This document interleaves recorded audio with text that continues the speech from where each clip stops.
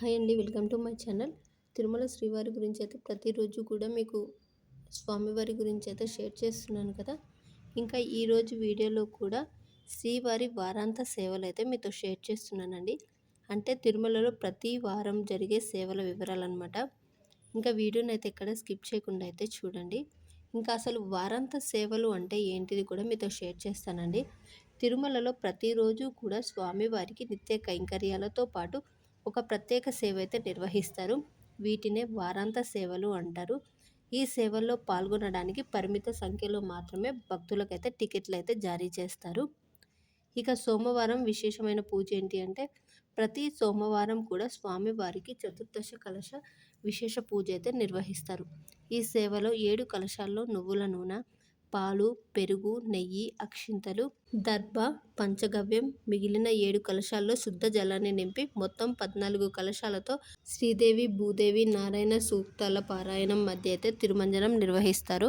చివరిగా అభిషేక హారతి, పూర్ణాహుతి నైవేద్యంతో అయితే సేవ ముగుస్తుంది. నెక్స్ట్ మంగళవారం రోజు అష్టదళ పాద పద్మారాధన. 1984లో టీటీ సందర్భంగా ఒక ముస్లిం భక్తుడు సమర్పించిన 108 బంగారు తామర పుష్పాలతో ఈ సేవ ప్రారంభమైంది.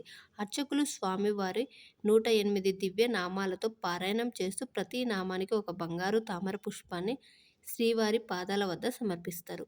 అనంతరం శ్రీ మహాలక్ష్మి, శ్రీ పద్మావతి అమ్మవారికి అర్చన చేసి రథహారతి, సాధారణ హారతితో సేవను ముగుస్తారు.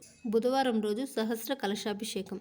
ప్రతి బుధవారం శ్రీ భోగ శ్రీనివాసమూర్తి, శ్రీ మలయప్ప స్వామివారు, శ్రీదేవి, భూదేవి, శ్రీ విశ్వక్సేనులను 108 కలశాలతో సహస్ర కలశాభిషేకం నిర్వహిస్తారు. భోగ శ్రీనివాసమూర్తిని పట్టుదారంతో మూల విరాట్టుకు ప్రతిష్టాత్మకంగా అనుసంధానం చేసి ఆయనకు చేసే పూజలను గర్భగుడిలో ఉన్న మూల విరాట్టుకు చేసినట్లుగా భావిస్తారు. వేద మంత్రాల మధ్య తిరుమంజనం నిర్వహించి చివరిగా బంగారు కలశంలోని తీర్థాన్ని మూల విరాట్టు పాదాలపై అభిషేకం చేసి సేవను ముగుస్తారు. ఇక స్వామివారికి గురువారం రోజు తిరుప్పావడ సేవ అయితే చేస్తారు. ప్రతి గురువారం ఉదయం స్వామివారి ఆభరణాలు, పూలమాలలు తొలగించి కేవలం ధోతి, ఉత్తరీయం మాత్రమే అలంకరిస్తారు. స్వామివారి తిరునామాన్ని చిన్నదిగా ఉంచడం వల్ల భక్తులకు అరుదైన నేత్ర దర్శనం అయితే లభిస్తుంది. అనంతరం చింతపండు, పులిహోరతో అన్నకూటోత్సవం అంటే తిరుప్పావడ సేవ నిర్వహించి మహానైవేద్యం అయితే సమర్పిస్తారు. శుక్రవారం రోజు స్వామివారికి ప్రత్యేకంగా అభిషేకం అయితే చేస్తారు. అంటే ప్రతి శుక్రవారం సుప్రభాత సేవ, తోమాల సేవ, అర్చన అనంతరం శ్రీవారికి పవిత్ర అభిషేకం నిర్వహిస్తారు. ఆకాశగంగ తీర్థం, పాలు, శుద్ధ జలం, గంధం, పచ్చకర్పూరం, కుంకుమ పువ్వు, పునుగు నూనె వంటి సుగంధ ద్రవ్యాలతో వేద మంత్రాల నడుమ అభిషేకం చేస్తారు. ఈ సేవను తిరుమలలో నిర్వహిస్తున్న అత్యంత ప్రాచీన ఆర్జిత సేవగా అయితే భావిస్తారు. ఇంకా ఈ అభిషేకం అయితే శుక్రవారం రోజు ఉదయం 3 గంటల నుంచి 3:30 మధ్యలో అయితే స్వామివారికి అయితే నిర్వహిస్తారు. ఇలా ఇంకా ఎన్నో అందుబాటులో అయితే స్వామివారికి సంబంధించి ప్రత్యేక సేవలు అయితే ఉన్నాయి. పునుగు తైలం సేవ అయితే శ్రీవారికి పునుగు నూనె సమర్పించే ప్రత్యేక సేవ అనమాట. అది 300 రూపీస్ అయితే ఉంటుందండి కాస్ట్. ఇంకోటి కస్తూరి పాత్ర సేవ అంటే కస్తూరి సుగంధ ద్రవ్యాలతో నిర్వహించే విశిష్ట సేవ అనమాట. ఇది 150 రూపాయలంట టికెట్. ఇంకొక శ్రీవారి సేవ వచ్చేసి నిజపాద దర్శనం అంటే శుక్రవారం అభిషేకం అనంతరం శ్రీవారి నిజపాదాలను దర్శించే అరుదైన అవకాశం. ఇది టికెట్ ధర అయితే 200 రూపీస్ అయితే ఉంటుందండి. ఇక వస్త్రాలంకరణ సేవ వచ్చేసి అభిషేకం అనంతరం స్వామివారికి వస్త్రాలు సమర్పించే సేవ. దంపతులకు మాత్రమే అనుబంధం అయితే ఉంటుందన్నమాట.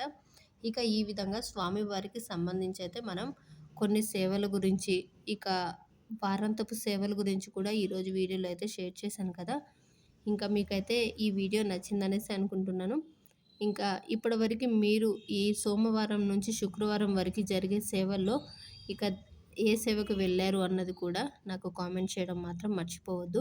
ఇక స్వామివారి సేవలో సోమవారం 14 కలశాలతో ఇక అభిషేకం చేస్తారు. మంగళవారం వచ్చేసి అష్టదళ పాద పద్మారాధన, బుధవారం వచ్చేసి సహస్ర కలశాభిషేకం, గురువారం తిరుప్పావడ సేవ, శుక్రవారం అభిషేకం. చూసారు కదండి స్వామివారికి నిర్వహించే సేవలు. Thanks for watching.